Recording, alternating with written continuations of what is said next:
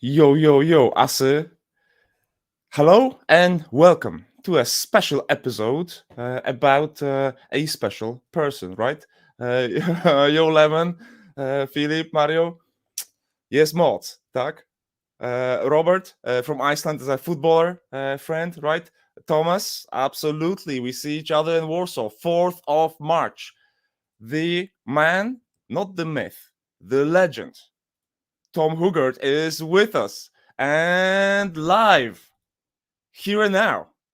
Welcome, Tom. Thank you. 4th of March, Yeah, 2024. yeah, We're making history, man. You in Warsaw? I am. You're gonna talk about how you're thinking behind the screen, right? Yes, I am. I would like to talk about, I'd like to give a talk about not technical analysis. Yeah, okay. I think everybody can relatively quickly learn technical analysis. And yes, we can all learn more about technical analysis. We can all deepen our expertise in candles and indicators, Bollinger Bands, Larry Pesavento, Jim Dalton, Al Brooks. Hi, Jim. Hi, Jim. um, but I don't think, in my experience, that knowing everything there is to know about technical analysis will make you a sustainably profitable trader. And I would like to give a talk about what the person that you're seeing right now is an ordinary guy. If you saw me in the street, you would probably look at me going, well, he's not very well dressed. But don't judge a book by its cover. What I may not have in appearance, I have inside in determination and in fortitude and my ability to see through to get the job done. And what I would very much like to do is to take people that are my generation, I'm 54, but also the much younger generation, the up and coming traders, the 20-year-olds and the early 30s. And I want to tell them, look, you have to be careful who you listen to, because most people out there want to sell you an idea that the more you know about technical analysis, the more money you're going to make. Mm, It's a little bit like an analogy. Everybody wants to be shepherds overlooking the flock, but no one wants to go up in the mountain. And I'm walking in these proverbial mountains every day. And just take a look at my performance this morning. I did everything right. Absolutely everything by the book. I cut my losses short quickly. I added to my winning trades, and yet I walked out of the arena today with £15,000 less in my account. I didn't make £15,000.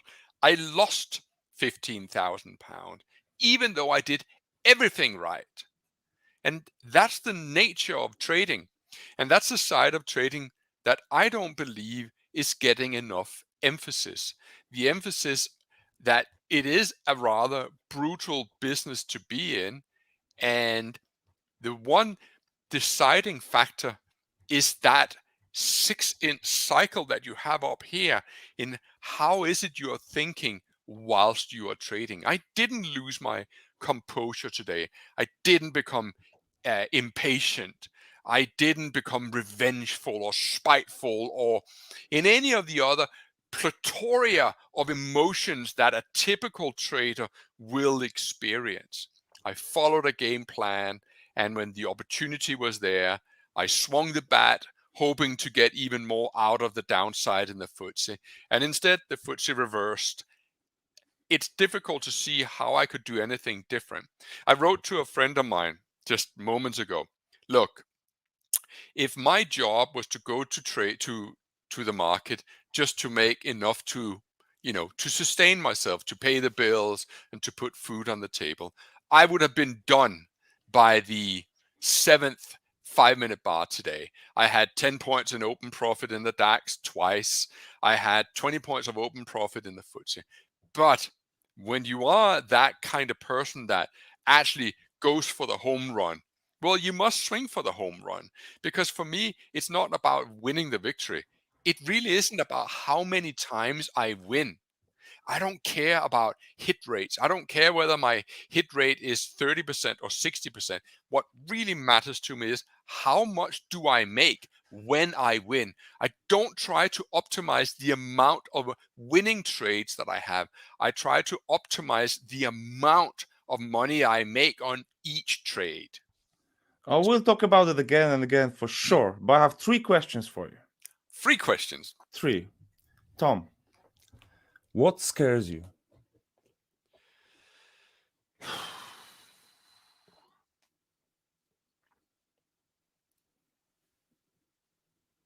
I think from a personal point of view, it scares me to not be allowed to contribute to the well-being of other people.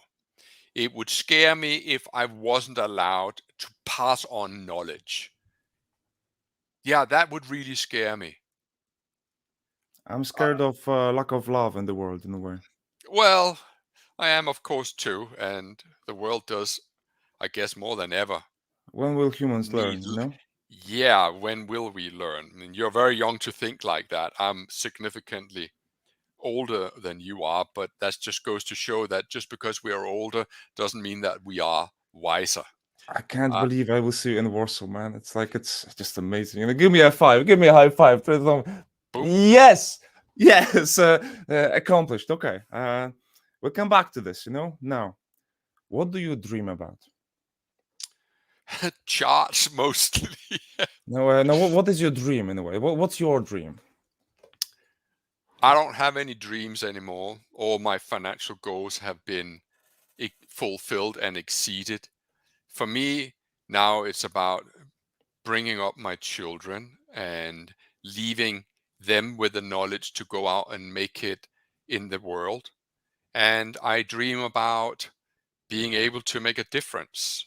There are many people who look up to me as someone that they would like to model in their trading.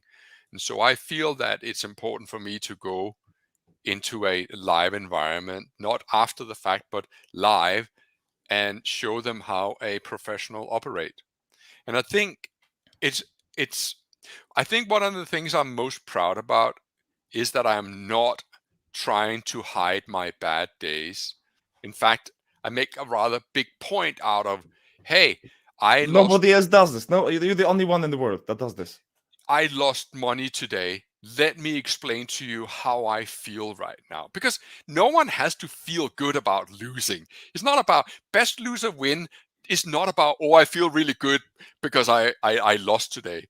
What it really is about is our ability to see past that microcosmos of a loss and see the big picture. It was actually, do you know where the title Best Loser Wins come from? Where? Well, it would be nice. It would be really nice if I was the guy who invented the expression, but I'm not. There's a book. It's on my website, and it's called Phantom of the Pit. Now, I rewrote Phantom of the Pit to cut away all the fluff, but the author is 2 gentlemen. One of them is called Art Simpson, and the other one is an anonymous trader. And Art Simpson is interviewing this phenomenal trader. Now, I don't know if it's George Lane, the inventor of stochastics. It could have been, but I don't know who it is. No one ever knew who that phenomenal trader is. But they're talking about what it's like to be a professional trader, on how important it is to be able to withstand losing trades. And in that back and forth, this conversation that's in the book form, he says, one says to the other, so what you're really saying is that the better we become at losing, the better we become at being overall profitable. And the other man says, yes, that's true. The best loser is actually the long-term winner. And I thought, hang on, best loser wins. And that's where the title Bravo. is coming from. Okay. That's beautiful. Did you It ever, is beautiful. So I'm merely standing on the shoulder of people that came before me. And we all do? yes, we do. And people will go on to surpass my performance and make much more money than I have ever done. And that's the way it should be. But one of the really big shoulders I am standing on is Larry Pesavento, and in particular, Mark Douglas. And so in many respects, some of the criticism that is Mark often Douglas. Mark Douglas. And so Okay. Yeah. a gentleman called he wrote Trading in the Zone. Yes, it's dead now. And some of the criticism of the book, it's very little, it's got a lot of good reviews, but someone said, it's a bit like Trading in the Zone. But that's true, because what I have that Mark Douglas didn't have is that I actually worked for a brokerage. And so I could see Mark Douglas's words in real with all our clients. And this is 15 years ago. And so what I did was I rewrote, in a sense, my best loser wins is a rewrite of Mark Douglas's Trading in the Zone, but with 20 years worth of data, and of course put into my own words and my recipes, like the Book of Horror, the blank page. These are recipes that I use to enhance my trading. Mark Douglas doesn't talk about that, but I'm sure that if Mark Douglas had been here now, he died some time ago. Very young, 56, I think he was. Yeah, he was. Unfortunately. And I met him. Good cat. Mark Douglas was a very softly spoken man, and you got this sense that the market had really put him through the ringer, as it's called. For sure. He lost his. And you can really feel that what emerged was someone who had a deep respect and a profound wisdom about how to be a trader. And then he then freely passed that on to everybody. And I was very grateful to having met him. But he was not a typical trader. Like a typical trader, I guess, is someone we're looking at, like they're tall, they're strong, they're like, yay, lots of testosterone. That's Mark. Yes, but Mark Douglas, he was very softly spoken. He was just very much into his own mind and his own thinking. But he had a profound impact on Larry Pesavento, and Larry Pesavento in turn then bestowed that respect for Mark onto me, and which is why I felt that at that one point or another. See, what actually happened during the before COVID, I think in 2015 and onward, there was more and more people appearing on YouTube pretending to know what they were talking about. And I keep coming back to that. There are so many people who would like to be shepherds and having a big flock that they can command, and people will look up to these shepherds. But very few of them, if any of them, actually go out in the mountain where the shepherd is really needed. No one needs a shepherd in the town. You need a shepherd up there in the mountain to protect against the wolves and the weather. And what really bothers me about the world today is how easy it is to gain credentials. Easy. You'll be surprised. And with social techniques, NLP, they're specialists. That's what they do. They do marketing. Yeah. So my old friend, rest in peace, David Paul, who was a phenomenal human being. He once said to me, and this is 14 years ago. He said to me, because David and I, we ran a 2-day seminar together back in 2010 and 2011, and we had clients, but we would have like 10 clients, maybe 15 attending a seminar. And we did it during the week so that we could trade live. And anyway, he once said to me, do you know what our problem is, Tom? And I said, well, apart from we're not having any clients, yeah, our problem is that we are 99% about trading and 1% about marketing. And That's us as well. and everybody else is 99% marketing, 1% about trading. And it Let's do was Poland, man. yeah, it was so true. It was just there was so much truth in that. It still is. It's the person. It seems to be the person that can shout the loudest that gets the attention. Whilst the ones that like, do you want to hear what my typical day looks like? No, do you want me to tell you what went into today? It's not a secret that I lost money today, but would you mind if I told you what I did before I Not at went all. to work in the market today? Go on. Well, first of all, I got up at an ungodly hour. Like, everybody is asleep when I get out of bed. I then went exercising, and then I stretched and did my yoga just because I want to keep a supple body. Then I spent an hour and a half looking at the last 2 years of post CPI. There was a big CPI number released yesterday in America, and the market went, wow. So what I did in the hour and a half before the market opened, I went through every single one of these so that I was perhaps able to find some approach that may needed to be done today because it's in the aftermath of such a bad number yesterday, or how a market reacted to it. And so I had an approach in the DAX and in the FTSE, and I followed it meticulously. It didn't work out today, even though that all three of my trades at one point was quite good in profit. But I'm not interested in making 5 or 10 points in the DAX. I'm interested in trying to see what the market has to offer for me. And the market just didn't do what I had hoped it would do. The same with the FTSE. But I didn't show up 5 minutes before and then stuck a finger in the air and go, oh, I think the market's going to go up today. I don't have a bias. I don't go to work I'm being overly bullish or overly bearish. I don't even think like that. I go in and I see, hey, market, what are you going to do today? And then I will try to adapt.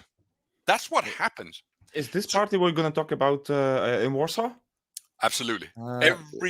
Every part of it, and a whole lot more, and a whole lot of statistics.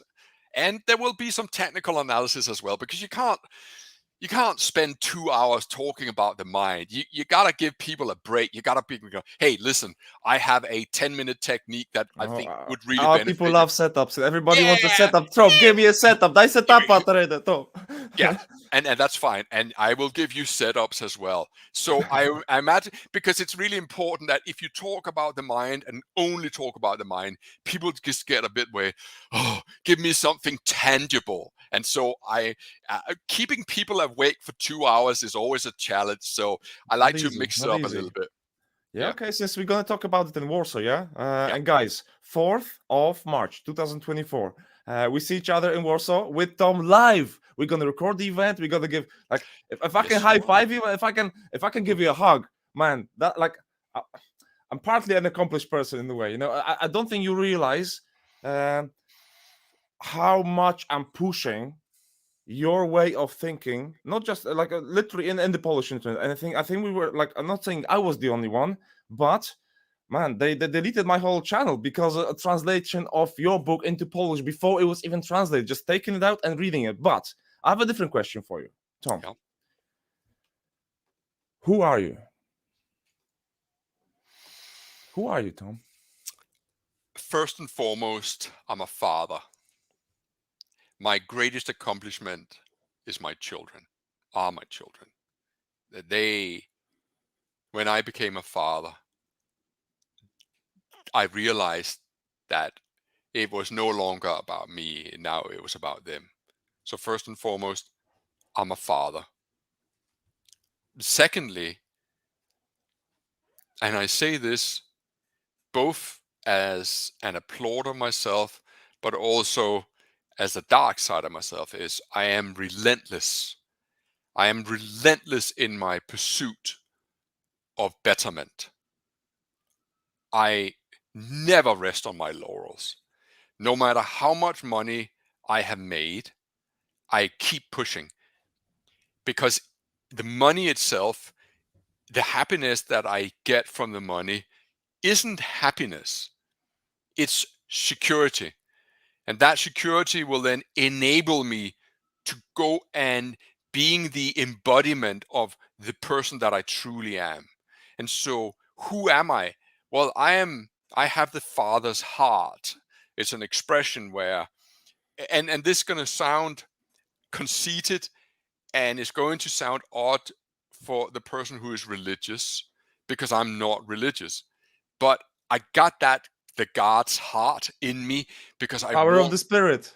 I want to do good, and I have some God-given abilities, and I want to pass them on to others so that can benefit from it. Bravo.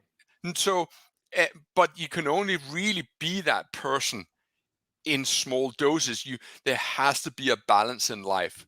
It's so important that you always think in terms of balance. And that's a lesson I learned much later in life than I should have. I used to be 120 miles an hour, work from 5 a.m. to 9 p.m. But it broke my body. I began to drink a lot because alcohol had an ability to numb the pain, because I wasn't giving spare time, free time, just downtime enough importance. So I feel that the person... Alcoholics are perfectionists, from what I heard. So are skateboarders, and I used to be a skateboarder as well. But so the person that is in front of you, I think is a holistically a much more wholesome person than the person I was when I perhaps was working in the city of London. So yeah, so that's who I am. But who we are is a constant flux. We are constant evolving human beings, or we at least should be. But what's stopping many people from evolving is a lack of honesty with themselves, and a lack of introspection. A genuine, am I actually fulfilled here? Am I doing something that makes me happy? And I think that if all I ever did was to trade the charts, my life would be rather one-dimensional. But having the ability to talk to someone like you, like the people of Warsaw and Prague and Amsterdam and Bucharest, all of which I look forward to. And I picked some locations that I thought no one really goes there, and that's where I want to go. I really want to go and meet and see people in the eye and go, hey, you know what? I know where you are, because that's where I was 20 years ago. I didn't have much money. All I had was a lot of heart and a lot of desire to wanting to go and address the chart and learn everything I could about them. And I don't have that much time left to live. It's just, hey, that's just life. So listen, you won. You said to win with alcoholism and all that. This actually leads us to another question, which is why are you sharing all this? Because I don't have long left to live, and if I don't pass it on, it will die with me. Okay, so I understand. And what's your main purpose in it? Well, I think the greatest joy there ever was is to pass on knowledge. Even if you think about us as a species, our ability to survive and prosper is dependent on passing of knowledge. The act of passing on knowledge has ensured that we were once hunted and we were the meals of everybody else, to now we're the apex predator. That might not be for the best of purposes, that we that we don't care for the animals, but we are where we are because of our innate desire to pass on what we have learned. And when you look around the trading world right now, you take your mentor, Jim Dalton. What a fine gentleman. to pass on. Yeah, and some people, the cynics, would say, yeah, but he's charging money for it. Well, so what? It's 84 years old, but he's been on the floor in Chicago in the 70s before computers, man. Exactly. Well, take someone like Al Brooks. He has written 4 books. Hang on. Buy the dip, nigdy grit. Piramidujemy zysk. Słuchaj się, wujka T, dobrze poprowadzi cię. A gdy dzwoni Rafał Z i shortami kusi cię, nie podążaj, zrób to sam. Piramiduj, znaj ten stan. Yeah? Go on, sorry. I'm not lying when I say I am literally standing on the shoulders of great people like Larry Pesavento, Al Brooks. Writing something like this, ladies and gentlemen, that takes Not years. easy. Not easy. And he did, and I have studied it, and I continue to study it. Take someone like the gentleman called the Inner Circle Trader. Wow, he has a lot of followers. He also has a lot of haters. But when you look at the sheer volume of videos that are out there, the body of work. And then, the body of work, and then people are arguing whether he's trading a demo account. And I'm thinking, but see past that. See past your own shortcomings and see it for what it is. Take a look at a gentleman like Larry Pesavento. 12 books he has written about Fibonacci analysis and how the mind works. Those are the people that are literally enabling us to do what we do today. Had it not been for them, we probably wouldn't be where we are now. And so when you're asking me, why am I doing this? Well, because I'm really quite good at what I do. I'm really quite a good trader, but I'm quite a different kind of trader. I'm almost a trader that is modeled on how everybody else don't want to be. Everybody else is, taking your profits early and let the losses run. And there I am doing it live. I'm trying to do the opposite. And sometimes it backfires in my face and I lose money publicly. And I do. But I do believe that what I do will ensure my profitability for the long run. Not on a normal Wednesday where the DAX just decided to piss me off, but generally that kind of attitude is what will see me through making money month after month after month.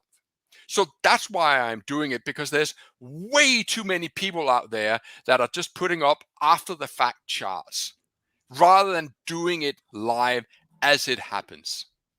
Yeah, Robert talked about the guy, but I have another question. Is like, you stand on the shoulders of giants, right? We all do in a way. But is there something like Tom Hooger's school? Something that you kind of figured out? I know the answer, but something that you figured out on your own?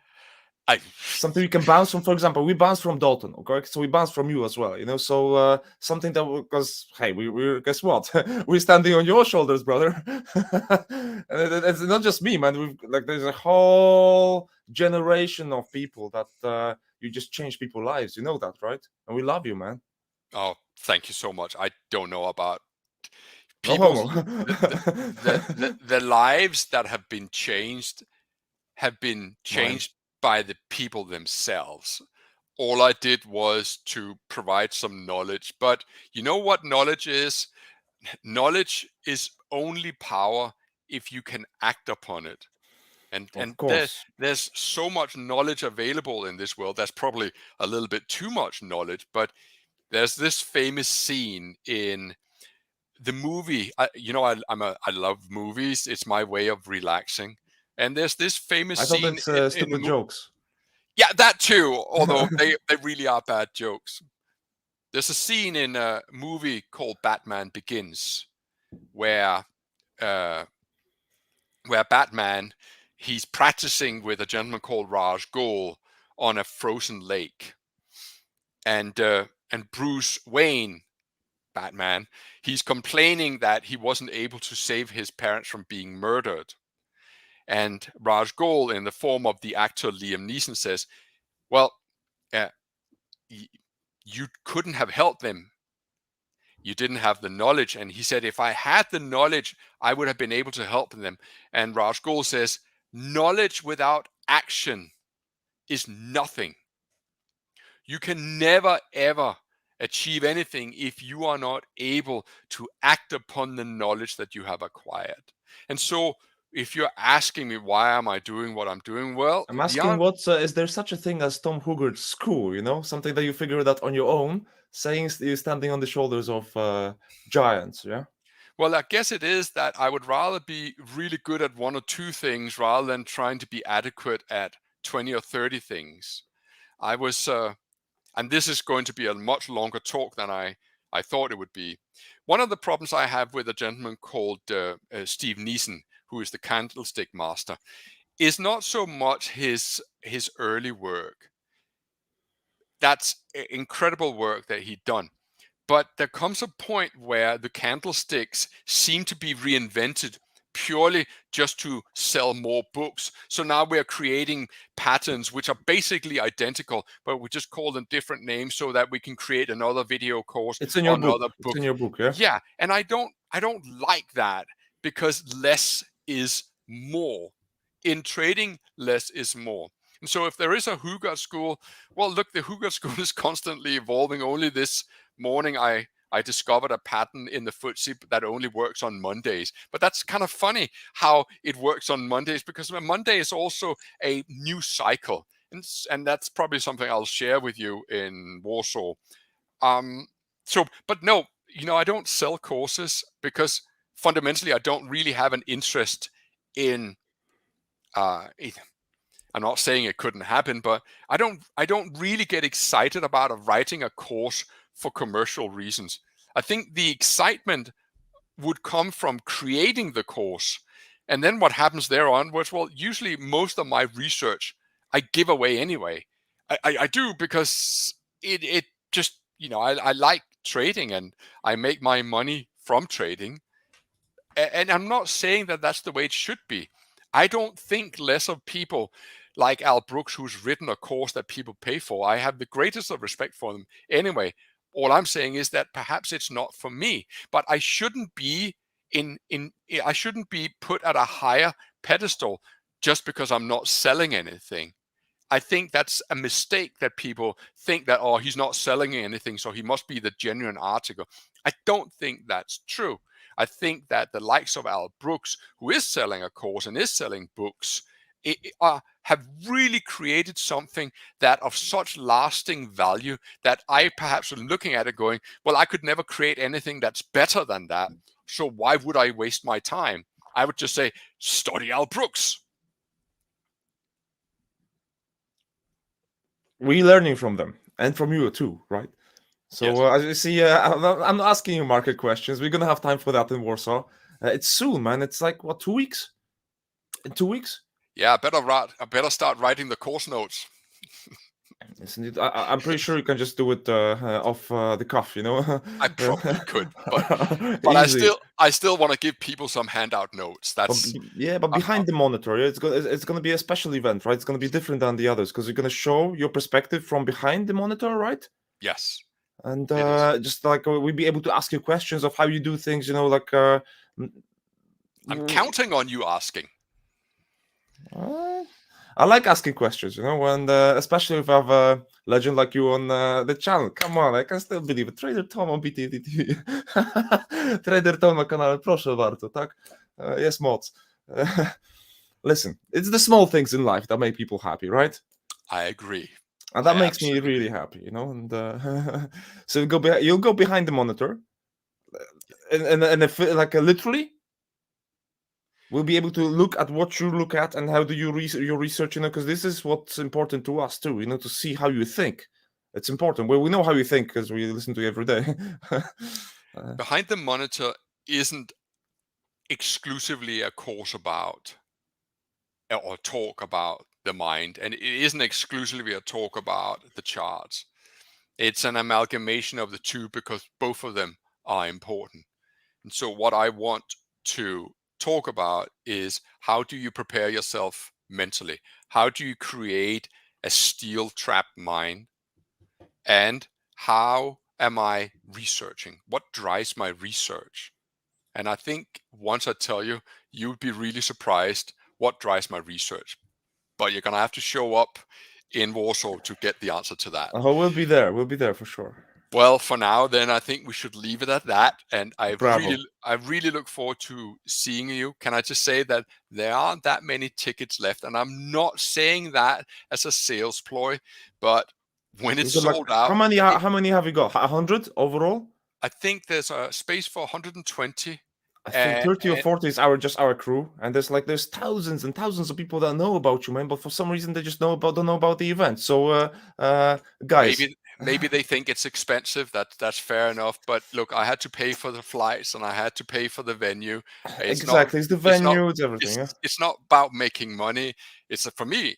I just really look forward to coming to Warsaw. I just like, I haven't been to Warsaw, but back when the Iron Curtain was still in place and there was such thing as called Eastern Europe, I traveled in Hungary to Budapest, where my friend and I, we arrived on a train from Italy, and we had some US dollars that we had brought with us, and we changed the US like Euro trip on the black market, and we had, I think it was like 3,000 forint that was called, and back in the day, yeah, back in the day, but we had nothing to spend it on.